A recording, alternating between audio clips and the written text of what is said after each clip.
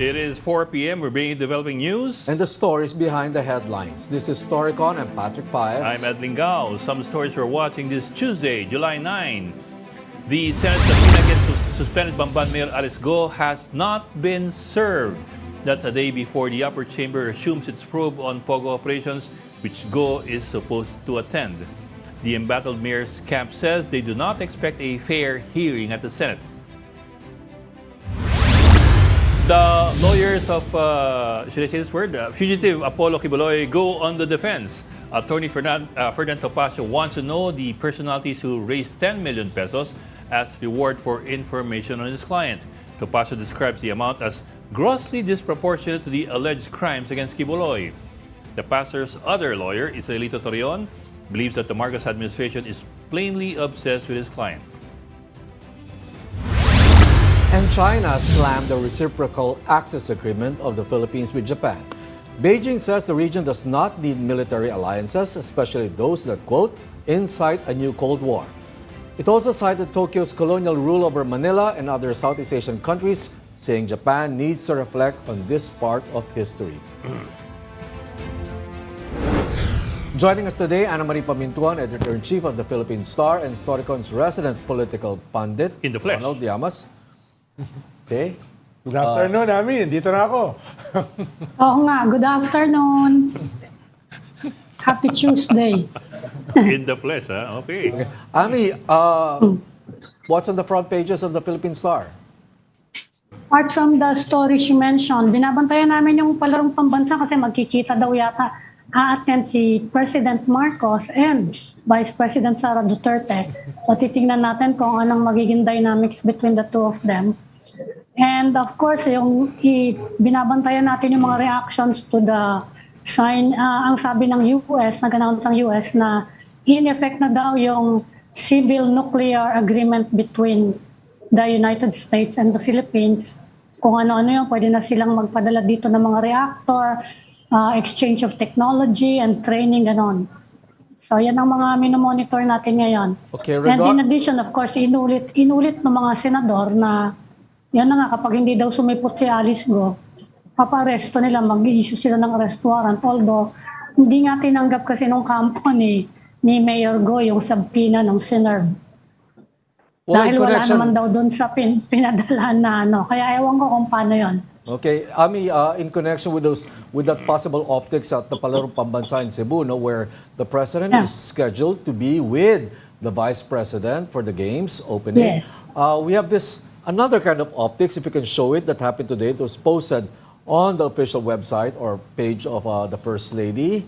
Ibang klaseng optics to. If you can, yan. Yes. So the First Lady in yellow with the sons of Chris Aquino. Yan, Uniteam. Yes. So, pero it's not the first time na nagsuot naman siya ng yellow. Yung State of the Nation, pareho nga sila ni Sara Duterte naka-yellow eh. And in fact, Sara Duterte has been wearing yellow a lot. Parang orange, mix ng red at saka yellow. Oh, kahit si Amy Marcos has been wearing yellow a lot. Ano yung orange? Sino naman yung orange? Si Villar yung orange natin.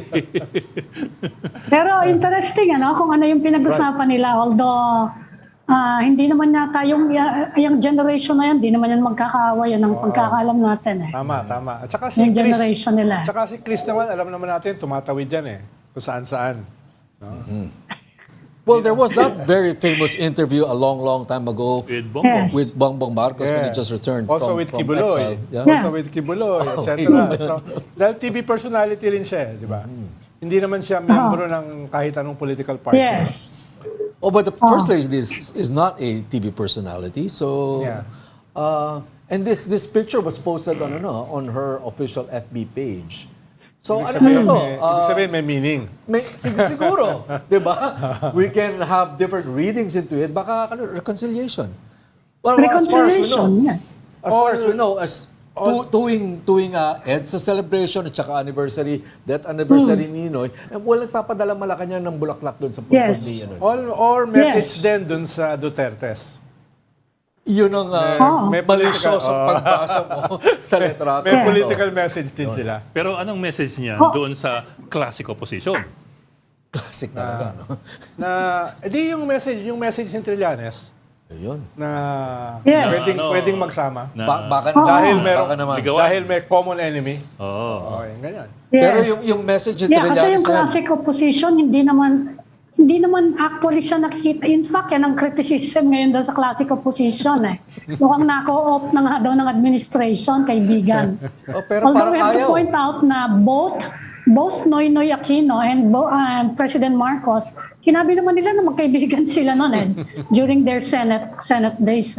Mag-brother, Diba? mag-fraternity brothers at the very least sa Upsilon, right? Yes. Yung dalawa. Okay. But, Kaya nga, ayan, we should ask Ronald. speaking Ronald of yung this Trillanes pitch or proposal for a unified ticket in the midterms in 2025 na medyo tinanggihan Well, ng classic opposition. ang tinanggihan kasi... Napasama loob niya. Yeah. Ang tinanggihan nila yung pag-formalize sa isang slate. Several factors kasi dyan eh. Una, ay medyo mahabang proseso yan sa base. Dahil yung base kasi ay matagal nang kasama sa isang anti-Marcos movement in the past 40 years. No? Kaya hindi ganun kadali overnight. Ikalawa ay mukhang ang offer ay isa lang eh. No, isa lang sa opposition yung papasok sa admin slate. Paano yung iba? So magmumukha namang inabandon, no? Kaya isang dahilan 'yan kung bakit siguro hindi kailangan i-formalize. At ikatlo, pwede naman kasing informal. Ibig sabihin yung offer ni Trillanes na ito yung main enemy. No, ito yung main threat.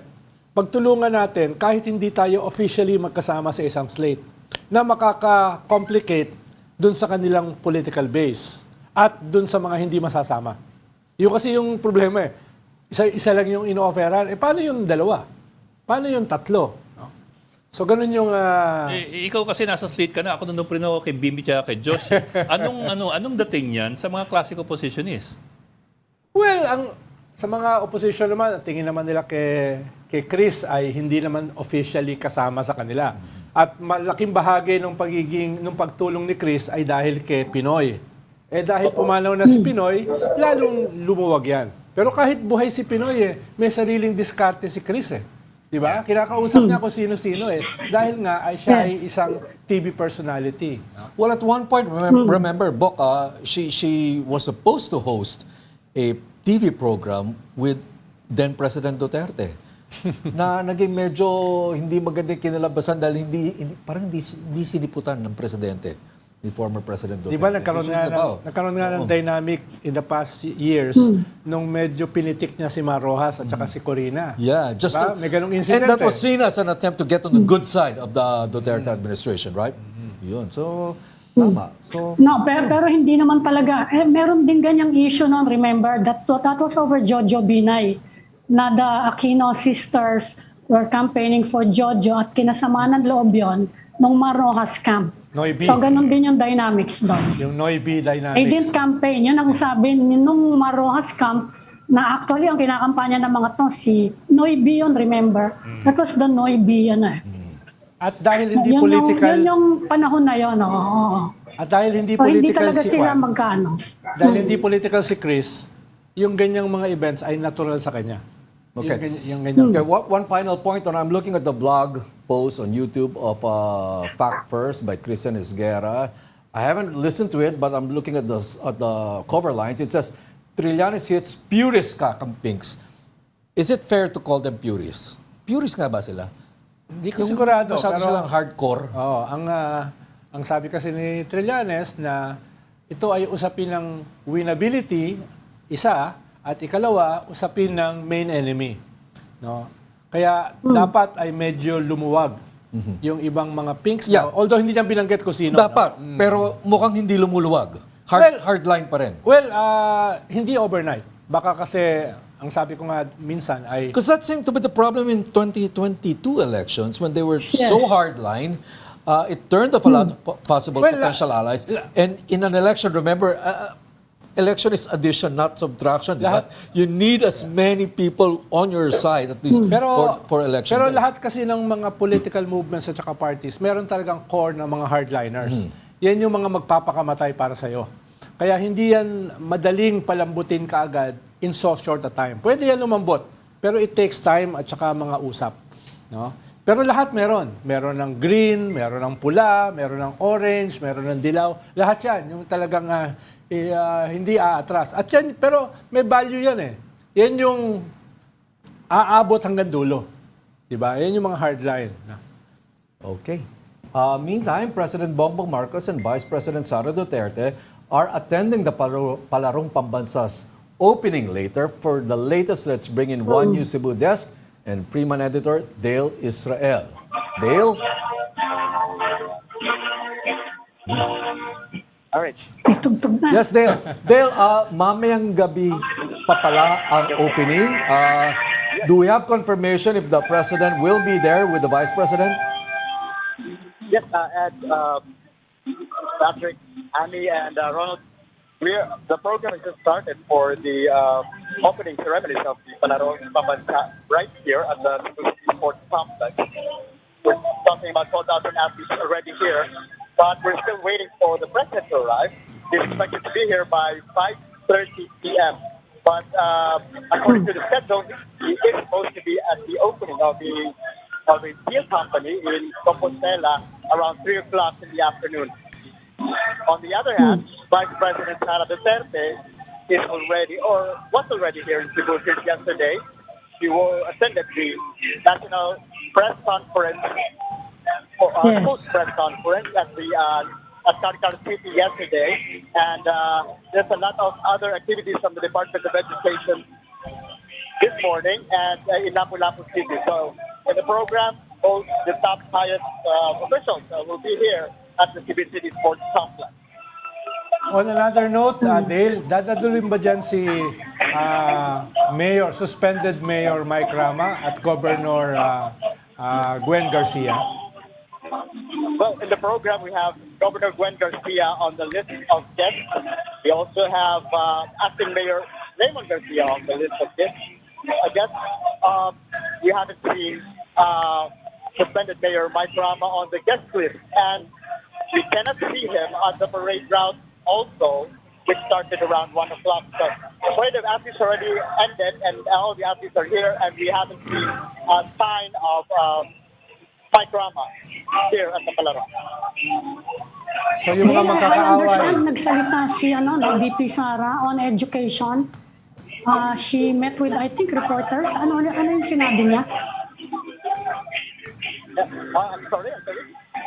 Nagkaroon siya ng she talked about education, si Sara Duterte, while she was in Cebu. She's attending. Ano yung message niya nun about education? She has a message about education. Oh yeah, but the journalists. The journalists should not be able to question the challenges here. Ano Kasi ang tayo report namin, ang sabi niya, she is hoping for improvements in basic education. Kasi nga, naghahanda na siya to turn over. Yan yung report to us coming from the VP camp. Well, I mean, there was another event that Vice President attended, yung press conference, Meron whose siya, press conference, where she told the prospective journalists na Yes. tell the truth. Always tell the Yan truth. pa, separate pa yan. Which was Iba pa curious yan. kasi in 2019, if you recall, tanda ko ba yun? In 2019, she said honesty is not an issue because everybody lies, especially politicians. Totoo naman yun, you should tell the truth. Pero yun ang background nun. Hindi siguro, depende sa audience yan. sabi nga ni Journalist yung kausap niya. sabi nga ni Marcel Mga Macluhan, prospective journalist yung sabi ni kausap Marcel niya. Macluhan noong 1964, the Ayan, medium is the ayan, message. So baka ibang medium ang kailangan magsabi nun. Yung may ibig mong sabihin eh. I'm just telling you what happened and telling you what happened before. Ayan. So, yun. Although I'm also wondering kung mamaya, kung magsasama yung dalawa, sabi nga, kung magsasama yung dalawa, si VP at si PBBM, at kung patutugtog yung bagong Pilipinas hymn. Si First Lady ba kasama mamaya? Yun yung maganda panoorin kung kasama si First Lady. the first lady is not on.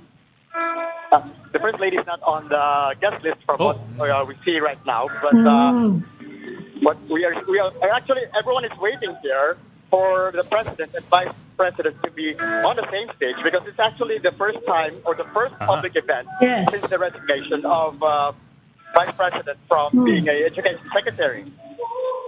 Yeah, since she told the president that they will not talk about the reasons for resigning. You could say, Ronald, that this event is too important for the vice president and maybe even for the president for them to let whatever came in between them come in between them in this event. At saka yung public Kasi ano to palarong pambansa, it's a huge audience. Yeah. It's the DepEd community. It's the teachers and students and all that. I mean, Saka yung strong public base. statements naman ng pareho, the Vice President Sara Duterte at saka si President Bongbong, ang kanilang public statements, wala naman silang personal na alitan. Hindi sila. Not between them. Yun naman ang kanya. Kaya pwede mo makita sila dyan na very cordial, very civil. Yeah, so well, they're confirmed in the invitation. So we shouldn't be shocked if they are still together on stage together. Kaya nga mas interesado ako kung kasama si First Lady. Also, yung Palaro is about Wala sportsmanship. nga daw. Diba? Good point from Ed Lingao. Okay. Palaro is about sportsmanship, whether it's politics or sports. Sports lang. Sports lang, di ba? Sports lang. So dapat hindi pikon tao. Wala ka na yan. Sabi ka naman. Sports lang tayo. Okay, let's Dale Israel, maraming salamat for your time. Thank you, Dale. Salamat, Dale, ha? Dale. Kunin mo ng picture si Gwen Garcia at saka si Mike Rama. Wala Hindi nga daw natin si Mike natanong kung Rama. magkasama rin sila. Right? Pero suspended yung isa so he doesn't have to be there. Hindi, pero sabi ni Dale, kasama sa guest list. Si Mike Rama, Mike Rama. si Mayor Mike Rama. Okay. So that will be interesting. I mean, He's still a mayor. right. Hindi pa naman siya natatanggal as mayor. Suspended Pinad lang. lang. Well, I was wondering if that 6 months. exempts him from official functions. Parang ganon. But, obviously, nobody wants to miss out on this big event in Cebu. Cebu, number one in terms of voting population. Yeah. Yes. At lalo na si Vice President Sara, dahil sa mga lahat ng surveys, dramatically bumaba siya sa Visayas and Cebu. Na dati ay bailiwick niya. So, kinakailangan niyang maayos. Ronald, ever since Cebu carried Gloria Macapagal Arroyo to victory, mga strategies have learned to appreciate the importance and significance of Cebu in elections. Lalo na, mahigit 91% daw yung bumoto doon para kay GMA. Para sa election. Wala akong naisip pahiwatig, ha? Yun lang yung data. Baka naman totoo rin. Pwede rin. Pwede rin. Sa Pilipinas, lahat posible. Nung 2017 sa Maguindanao, mas maraming botante bumoto kaysa yung mga registered voters. Number one nga si Japit Singson na, nag-number one sa Maguindanao. They had to clean the voters list. Kaya lahat naman posible. Yung bayan ni Unsay, Datunsay. Oo. Mas maraming bumoto kasi botante. Hindi, tsaka noong 2004, nasisiro si Fernando Poron sa mga Muslim areas. Yun yung medyo imposible. Kaya hindi ba kaya mahal na mahal nga yung mga ampatuan noon nila GMA? They can deliver. Talaga, di-deliver. They can deliver Well, to be fair, Ami, they deliver to whoever is in power. Yes. So it doesn't. Yeah. They don't Yeah. discriminate. Yes. It can be this administration, the succeeding Kung hindi administration. nga nangyari yung massacre, baka sila pa yung nasa kapangyarihan dyan. Yes, nasobrahan. Nasobrahan. Kaya hindi lang actually sa vote sila, pati sa peace and order. Oo. Kaya nga daw kinocultivate sila noon. Sila daw yung pang-control sa MILF. At that time, talaga daw tong si Andal, the mastermind, napaka-brutal daw ka talaga kasi talagang pupugutan ka daw ng ulo. Anyway, yun yung story ng mga sundalo doon. Tsaka meron silang dalawang armored gun trucks doon na pag-aari ng Ampatuan. Na talagang camouflage pa yung kulay. Tapos heavily armored talaga. Tapos may mga 50 caliber. But Bok, di ba? The Ampatuans came into power during Cory's time. there was some use for them Yes. too. They came into power during Cory's time. As well, Yeah, he was in vice mayor. OIC siya. Oo, Nag-OIC. oo. Because Pinappoint niya as OIC. the government needs them to really fight the Yes. insurgency there in Mindanao. Oh, si Digong din, And Vice Mayor remember, din si ng panahon ni Cory. Duterte was also an appointee of Cory Aquino. Si Digong din. Vice Mayor Si siya Digong nun. nga, sabi ko nga, Duterte. He was appointed, di ba? Ang dapat i-appoint yung nanay niya eh. Tumanggi daw. Kaya si Duterte ang Actually- in-appoint na ano doon. Actually, may resistance si Nene Pimentel kay Digong noon dahil Roa yung kanyang middle name, di ba? At kalaban nila Yes, Pimentel yung mga Roa at that time. Kaya pero kinuha siya ng mayor as vice. Eventually, nilabanan niya yung Yes. mayor at siya yung nanalo. Okay, the winds of change Kaya nga. only apply to Malacanang. In most cases, kung saan man umihip ang hangin sa Malacanang, it hardly changes at the local level. Yes. Parang ganun lumalabas. Lalo na sa The old names, the old clans, Lalo na- the same power. whoever Lalo na is sa in parts of Mindanao. Mindanao na kinakailangan nila yung mga police at military as their own security. Dahil pag pinu-out siya ng Malacanang, very vulnerable sila. At alam naman natin, very, very, very violent yung politics sa maraming bahagi ng Yeah. Mindanao. So very crucial yung role ng Malacanang. No? Kaya ngayon, may issue na naman nga sa Davao City, di ba? Pinull out na naman nga daw yung 19 police station commanders. Hanggang ngayon, hindi pa namin alam kung ano dahilan. Basta sinabi lang ng PNP, ano yan prerogative yan ng regional commander Okay, baka ng may, police. alam mo, Ami, baka may kinalaman dyan o may masasabi dyan yung magiging bisita natin, magiging resource natin mamaya. We're supposed to bring in Yes. Attorney Christina Conti. Conti. She is the, what's her official title? I never figured out her official title, what it means in relation. Parang consultant eh. Nick, counsel. Counsel. Yeah. Associate counsel or something. To sa the ICC. International Criminal Court. Tanong na lang natin. No? Ayun naman. Be joining us later. Yeah. She'll be joining us later after the gap. So maybe she has some developments for us because we're still looking at the July timetable. No? Ito yung binibigay sa ating Yes. timetable of July when an arrest warrant is supposed to be ready to be issued. They're not Or- saying or first some- week, second week, anytime. Or sometime along this next Quarter. few months. Yes. The next At 3 months. remember kahapon, Ronald, sabi mo, you indicated na merong at hinulaan Di sa amin ni galing Ed yan, na si, Di sa amin galing na yan. si Matobato yun. Pinatanong namin sa immigration kagabi, kahit gabi-gabi na eh. As far as they are concerned, Matobato has 2 hold orders at wala daw silang record na umalis. Yan naman pala. Yan ang sabi sa amin ng Bureau of Immigration kagabi. Tama. So baka may gusto kong idagdag. Walang yan, mga chismis na sa gilid-gilid na walang batayan. Pero alam mo naman ng immigration minsan eh. Hindi, dapat maniwala tayo sa statement ng immigration. Dapat maniwala tayo. Kaya, Ami, maniwala ka na Hindi, lang. official record yun Official Oo, record. oo. Alam naman natin, napakadaling umalis ng Pilipinas Oo. Tsaka, yung official Bangka records, ka meron lang dyan yung sa Mindanao meron yung makakarating ka na sa Pancherol. may puncture hole yan sa gilid. Kaya authentic yan. No? May butas yan sa gilid. Kaya authentic yan. No? I-take na lang natin at face value yung sinasabi.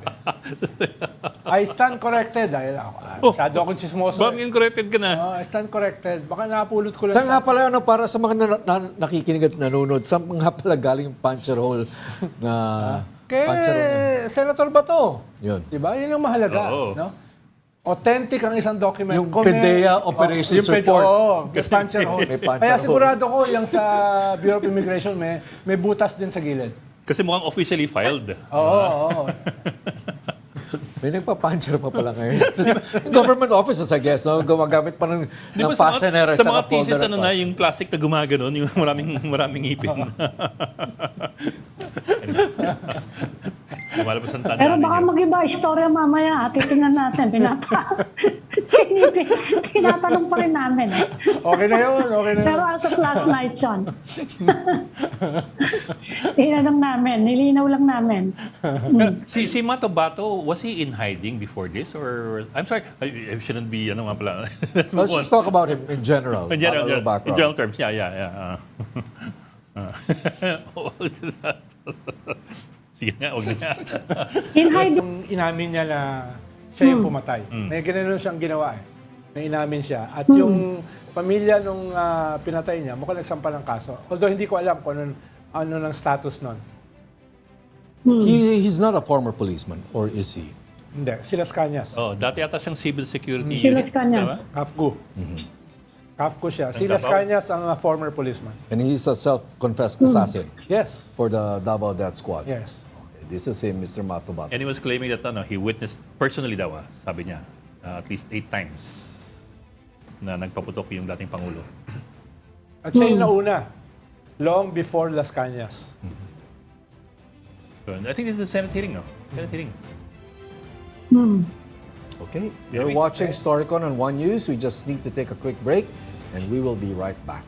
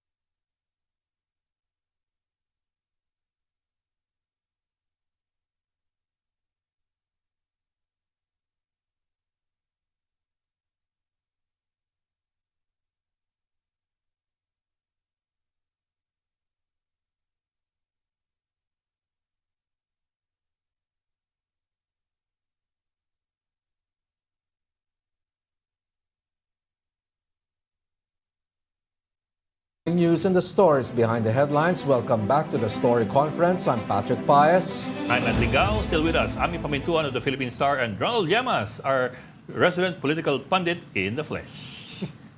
Tawa ka na naman. Hindi na tito ah. Natawa ko sa in the flesh. Bok, na-miss ka namin eh. Na-miss ka namin talaga. I'm sure.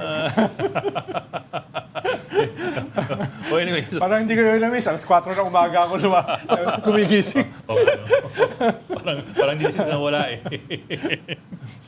Oh, yun. Pag-usapan natin ngayon. Oh, sige. Oh, we were talking lang kanina about yung reciprocal access agreement with Japan. Di ba? Finally, there's a legal cover for an exchange of forces and visiting forces coming here from Japan. But when you look at the Japanese Constitution of 1947, it's actually prohibited for Japan to have a military. That is why. Kaya nga self-defense force tawag nila. That is why until now they maintain that cover that it's not a military, it's a self-defense force. Actually, dami lang dami lang Permutations. For example, they now have at least 2 aircraft carriers that they refuse to call aircraft carriers. They call them multi-purpose destroyers. Tsaka ang tawag nila, helicopter carriers. Oo. Dahil walang mga fighter jets, mga helicopters ang naglaland. Yeah, but they already tried the F-35B. It's the newest US fighter jet. I meant before, nung lumabas yung carriers na yan, puro chopper ang nandyan. Ngayon, bumili na sila Because ng they mga fighter don't want jets. to look like they're militarizing and that they're capable madali of namang i-redefine ang defense. Di ba? Madali namang i-spin ang self-defense. Lahat yan self-defense. Okay. Well, speaking about how countries kind of evolved from their original policy, the United States, for example, disavowed any colonial attempts on other peoples, on other countries. Diba? May ganun yung American Constitution. May ganun sila yung American tradition. Yes. And speaking of China, it was Deng Xiaoping who said that they're not interested in creating any sort of Chinese hegemony in the region. At ang sabi ni Deng Xiaoping, Sabi nila yun dati yun. Sabi ni Pero Deng now Xiaoping, we're seeing sabi ni Deng Xiaoping, kind of kung kami ay hegemony. magiging imperialist, pabagsakin nyo kami. No, ganun na Dati sabi yun. niya. Oh, sabi ni Deng Xiaoping. Dati niya sinabi yun. Yes. So things change, things change. China now is arming and it's ready to mobilize its armed forces overseas. And the Philippines should know dahil yung ating politics, every 6 years, massive yung change. From a housewife like Cory to a former general like Ramos, and then a movie star like Erap, and then the daughter of a former president, Arroyo, and then again the son of a former president, and then a mayor, the Punisher, and then ngayon balik yung Marcos. So every 6 years, ang bilis ng pagbabago sa ating bansa. Even foreign policy nagbabago. Right. Sa ibang bansa, hindi nagbabago foreign policy. Pero sa atin, almost every government ay merong pagbabago sa foreign policy. Kaya dapat siguro in the future, wag tayo masyado magbago. But isn't that, could you say na that's how a small and weaker country survives? Is to learn to bend with the wind. Kaya by instinct, it has to be pero makita natin yung ating mga kapitbahay. Nai-stabilize yung economy, nai-stabilize yung political system, nawawala yung mga social conflicts kung meron silang gobyerno na stable. Which means na hindi masyadong ganun kadramatic yung pagbabago. Ang nangyayari sa atin, parang, yes, nagbe-bend tayo, pero we remain a weak state. At yan yung ine-exploit ng mga ibang mas powerful na mga bansa. So tama yung yung thesis ni Gloria Macapagal Arroyo. Strong Republic. Strong Republic. Oh, ang problema, lalo niyang pinahina. But theoretically, I think that was the thesis. Diba? Yan ang pinoproblema Yan ang pinoproblema ngayon for 2028 na baka nga maghahanap ang China ng another friendlier person to head the Philippines. Mukhang nakahanap na. Kaya yan ang... Hindi na sila naghahanap. Mukhang nakahanap na. Hindi. Considering na bumababa nga yung popularity, syempre, hindi naman, meron yung mga plan B, plan C. May gano'n ba? May plan B ba? Ayun, si Baste. Seryoso ba yun? Okay. Ang bilis Seryoso ba yun? Digong 2.0.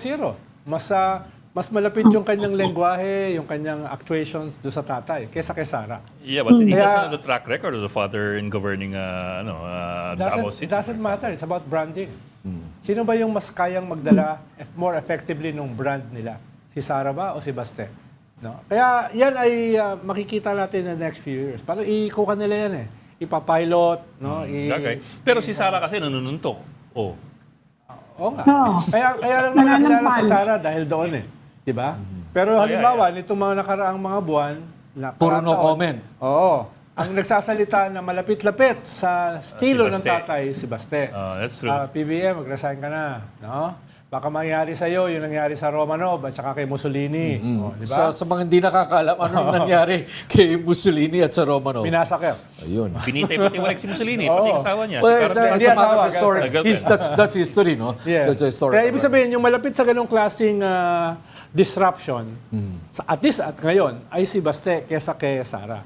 Pero sa ngayon nga, question mark pa si Baste. Ita-trial run pa yan. Hindi nagpipigil sa pananalita. Ganun, talagang lumalabas lahat kung ano-ano. Oo. Then that's Mayor Baste. Tsaka sabi nga ni Ami, si Sara kasi ay nagsisimula ng bumaba eh.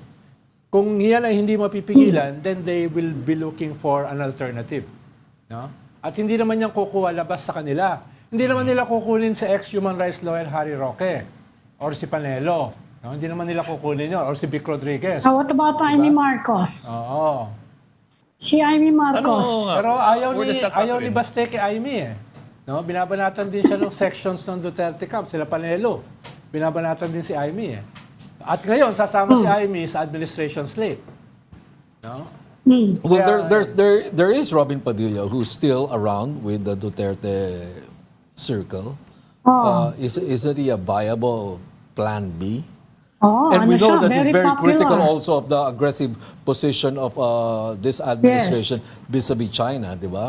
So, you know, Well, so far sa mga checks surveys, that box. So far sa mga surveys, hindi siya nagmamarka masyado. For president Sa vice president, number 3 yata siya or number 2. There's time, Yeah. di ba? Yeah, Didn't you say that there's time for him? Oh, may It's time. better na hindi siya nagmamarka ngayon because you don't want to peak too early. Yes, may time din, may enough time din para siya ay mag-unravel. Teka, Yung mga tulfo. sino to?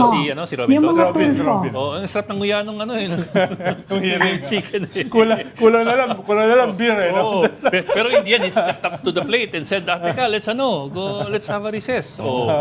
Umawat. Sino iba gumawa nun? Umawat. Wala kayo Ronald, yung mga tulfo, anong nun? Ano sila, vis-a-vis China? Anong tingin mo? Well, The Tulfo brand. Well, si Erwin bumabanat this past few months, di ba? Si Erwin, no? At si Rafi naman, kahit hindi siya yung pangunahing bumabanat, meron din siyang nilalabas na posisyon. Tingin ko, mas malapit sila dun sa government position or government foreign policy. Sa ngayon, yung mga tulpo. Pero ang mga tulpo kasi, isa ring brand yan katulad ng Duterte. Sa ngayon, yung dalawang brand na yon yung dominant. At posibleng yan yung magbakbakan going into 2028. Dalawang brand. Unless may bagong brand na susulpot. Yung Marcos ba, wala namang brand? Bear brand. Yung Marcos Cup ba, wala namang brand? Meron naman, pero mas incumbent. Si Speaker. For the future, hindi ko sigurado. Kaya nga, yung sabi ni Ami kasi, di ba? Well, of course, Si Bongbong can run for a Speaker. second term. Pero Isa lang naman yung nababanggit at this point. At this point, isa lang ang nababanggit Dahil na potential si Sandro na kasi underage pa successor eh. i-endorse. Underage pa kasi Sandro si is Sandro. too young. Yeah. Okay, at this point, Si Speaker pa rin ang binabanggit. Yes. Ami, at this point, let's bring in our resource for today. We Yes. have on the line Attorney Cristina Conti. She is Assistant Counsel Attorney to the International Criminal Court. I hope we got that right, Attorney Conti. Assistant Counsel. Yes, good afternoon. Assistant to Counsel. Assistant to Counsel. Assistant to Counsel. Yeah. Good afternoon, Attorney. Okay. Good Kanina afternoon. pinagtatalunan namin, Attorney, kung anong ibig sabihin nun eh. Ano bang ibig sabihin nun? Ayun, sabihin lang ko, accredited ako sa ICC to practice before the court. So, hindi kayo employed sa okay. ICC? I am not employed at the ICC. Parang, kumbaga, nakarehistro ko as a Filipino lawyer. Yun di ba Naka-register yun ako di ba, sa- Attorney, yung sinasabi ni ex-human rights lawyer Harry Roque na siya ay registered din? Ganun bang klase? Yes po. Yes, and actually, there was a time that he was the counsel, the sole Filipino na counsel, and I was the sole Filipina as assistant to Yun. counsel. Ang kaibahan ng attorney, siya ay ex-human rights lawyer. Kayo hanggang ngayon human rights lawyer pa rin. Oo, magkaiba kami ng team. Kaya yan. Nililinaw lang. Ikaw Nililinaw talaga. lang natin. Ikaw talaga. Naughty ka talaga. Attorney Conti, any new development? It's July. July. Right? It's July. Any new development? I don't know how to ask this question. Whether it's action or actions by the ICC or actions by possible potential witnesses to the ICC case. Okay, so first, by the ICC, there is no public movement or development. Alam ko lahat naghihintay ng warrant of arrest, but again, it is confidential. And the proceedings of the issuance, service, and even announcement of the warrant of arrest is, has to be kept confidential.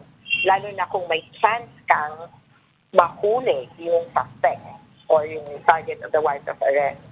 There was only one chance, or one circumstance that the warrant of arrest was announced at the same time almost that it was issued, which was the warrant for the Russian President. officials. Russian president, right? Kasi parang wala Russian president, the chairman of the Children's Commission, Maria Belova, and then recently 2 other warrants of arrest. This was in the context or in the circumstance that they might not be arrested, won't likely be, which is why the ICC deemed it more helpful for them na i-announce na lang. Okay, Attorney Hopefully we Conti. don't get to that situation. Attorney Conti, so since there won't be any announcement necessary in this case in the Philippines, theoretically it's possible that an arrest warrant has been issued. Theoretically. Yes, theoretically.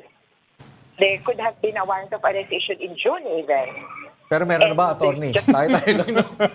Attorney, meron na ba balitaan nyo dyan? Tayo lang naman, Tayo lang naman, Attorney. Wala akong Pakita mo ba balita. yun? Did you see it coming? Pero ako confident ako that it will come within the year.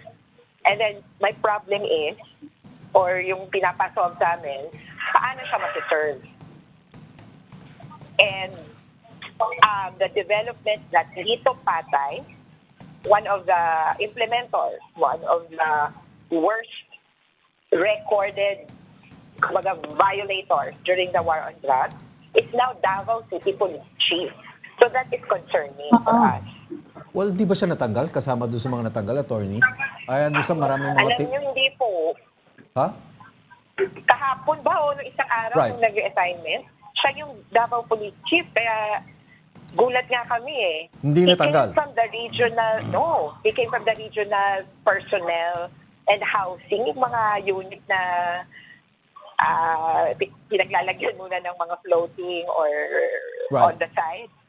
And then now, he has been assigned as Davao City Police Chief. I don't know how it would work in the context of a possible warrant of arrest against his former principal, Rodrigo Duterte, and even Ronald Bato de la Rosa eventually, and also in the context of Kibuloy.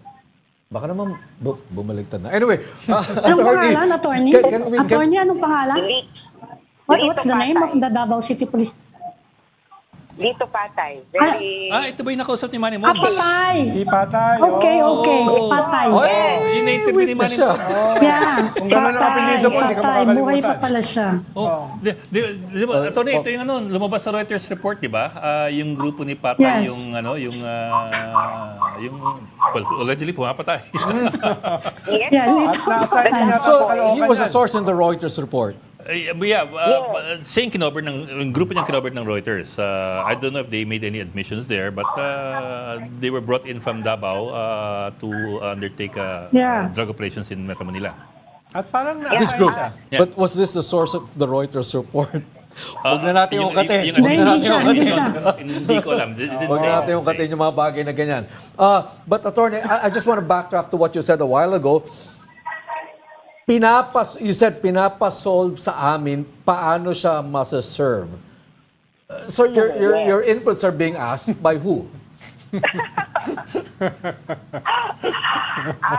By the victim and by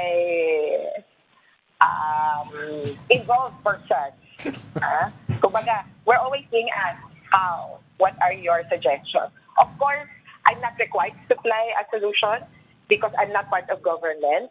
So medyo relaxed ako doon. So perhaps the best person to talk about a possible implementation would be those in government. But I guess what they're trying to get from you, at least, are suggestions, even if it doesn't fall on your office to make to implement the arrest. Patrick, parang maraming sinabi si attorney na hindi naman niya sinabi. Oo nga eh. Attorney, i-verify lang namin, may bago bang witness na nagpunta sa ICC? Yeah. No, I am not aware of any development in that front. Pero ang sabi nga daw ay naghihingi ulit ang ICC ng witnesses. Naghihingi? Ang sabi daw Ano po, yun? Naghihiring. May rumors na the Yes. ICC is asking for additional witnesses. But as to whether one has already agreed and one has flown out to the hindi ko pa alam. ICC is asking for additional witnesses. Bakit kaya? It could be because they're at the point of identifying who are most responsible. And the who are most responsible, pwedeng ilan yon. I think it's very clear it's Duterte at this point. It could be Bato. But the ICC is looking at officials na mid-level. Or even, I don't know kung top level, kung ubusin nila hanggang kay ano pang inabot. Si Albayalde yata yung chief when we left the ICC. Yes. And then, yung mid-level policemen, they're looking at their responsibilities. So you need to have additional information as to what were their actual participation. Itong si Davao Police Chief, was he mentioned in any of the ICC documents or kahit questioning? Yung sinasabi niyo si Patay pala yung ano nun, ang pronunciation. Is he mentioned? At this point, not yet. Okay, he's not mentioned, but you, based on information you have, he is involved in the DDS operations. Is it possible, Attorney Conti, that he is a potential witness also to this investigation? Yes, actually, any of the alleged perpetrators can become witnesses. Ang tawag nga dyan ng ICC ay insider witnesses. And they've been crucial in several trials because they will be the ones who will testify as to how exactly were the instructions implemented. Minsan kasi wala sa papel o kaya walang aamin. Hanggang walang aamin, hindi mo malalaman. Baka kaya hindi natanggal siguro sa regodo. Baka kaya ginawang Davao Police Chief. Pwede rin, Yeah. Ano Bok, magsalita ka naman, baka ano pa masabi namin. Yung gusto mo sabihin, hindi rin pwede sabihin. Yung iniisip mo. Diba? Teka, attorney, kasi, well, at least from what you've told us so far, humihingi pa, the rumor is that naghanap pa sila ng additional witnesses. So is it possible that they haven't, is it more likely that they haven't come out yet with a warrant while they're fishing around for, at least reportedly, more witnesses? Ito yung difference nila sa atin.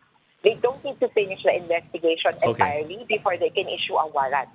If now there is information that, for example, one person is most likely and most probably the most responsible for crimes against humanity, then they could issue a warrant against this person, even if the investigation continues as to other persons.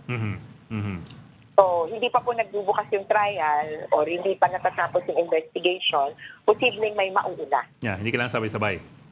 Tsaka, di ba, attorney, pwedeng kumukuha sila ng continuing desire na magdagdag ng mga witnesses at saka ng mga ebidensya para na dun sa official trial, not necessarily Yes. sa preliminary investigation. Actually, yes. Kasi actually, as victims, we're preparing for trial already because that's where we will have more material role. Right now, they're identifying who are the most responsible. We've submitted everything. Yung mga police reports namin, yung mga analysis namin. Ito po ang mga involved na police. Ito po ang chief nila. Ito po ang utos ni Bato, yung Tokhang Memorandum. At ito po ang mga sinabi ni Duterte. The analysis of all information is now up to the ICC. And so we're waiting for trial and for the, kumbaga, presentation of evidence to prove that this person indeed are guilty. Doon na kami. Tsaka, attorney, So attorney, yung sa submission nyo, na-mention nyo si Director Patay. Patay. Yes. He was mentioned. Yes, Okay. ang binagit ko po kanina when you say ICC pleadings, ito po kasi yung sinabit nila or in-upload Yes. ng ICC. In these documents, actually, there are redacted portions. So, I might be wrong and Patay might have been mentioned in these redacted portions. But for us, we did submit his name in several instances. Bago po siya, hindi ko po alam kung nagkalookan siya mismo, pero I am sure, Station 6, Batasan, Quezon City. Payata sa atas ha? And we, Yes. and then we filed a case against this station commander because they conducted the house-to-house drug survey, drug test, etc. Attorney, pero beyond the point, mukhang yung ICC naman ay beyond the point na naghahanap ng corroboration para sa kanilang main witness, si Las Cañas. Mukhang lampas na ron, no? Yung binanggit na additional witnesses ay hindi para sa i-corroborate yung main testimony ni Las Cañas, the smoking gun testimony. Yeah, opo palagay ko, at this point, they're just really identifying who else are responsible. So, and it could go into the delimitation of the scope of the investigation or the trial. Kasi kunyari po, kailangan nila ng witness na magsasabi na galing sa national, ganito binaba ang instruction sa Bulacan. Ganito binaba ang instruction sa Cebu. Kaya they might be looking at mga regional witnesses na medyo mababa. Medyo mid-level, sabihin na natin. Wag namang mababa. Yung may masasabi pa rin talaga sa kung paano ang nangyari patayan. Attorney, meron bang kayong balak na ireklamo itong appointment ni Patay? Meron bang ibang mga grupo na nais questionin? Or at least mag-file ng mga reklamo sa tamang mga institusyon tungkol dito sa appointment? Pag-aralan po namin. Pero ang problema kasi this is an assignment, not a promotion. So hindi po siya nataas ng rango kung saan may possibility kasi na mag-consult or magreklamo yung publiko. Pero ito po ay assignment. Kaya we would have to look into that. Bakit ikaw nga ang Davao City Police Chief? Okay. Thank you, our Attorney Cristina Conti. That was Attorney Conti, Assistant Counsel to the International Criminal Court. Thank you, attorney. Thank you, Attorney. I found the Reuters story ko, 2017, how a secretive police squad racked up kills in Duterte's drug war. Calling themselves the Davao Boys, they formed the core of a lethal anti-drug unit. Ito yung kay Patay. Okay. But it's strange that nagkaroon ng balasahan sa Davao City Police pero hindi siya napalitan, di ba? Ang daming apektado doon sa mga unless there's something we don't know. Baka may tulong siya na hindi natin alam. Oh, yes. Kasi ang habol lang naman nila matataas, di ba? So, kung police chief lang, baka hindi pang ICC. Parang ganun. Okay, thank you for joining the Storycon today. I'm Pamintuan, Editor-in-Chief of the Philippine Star, and Ronald Llamas, our resident political pundit. Join us again tomorrow at 4 p.m. for the Storycon. I'm Lingao. I'm Patrick Paez. We are One News, all sides, all the time. This is the Story Conference Group or the Storycon Group.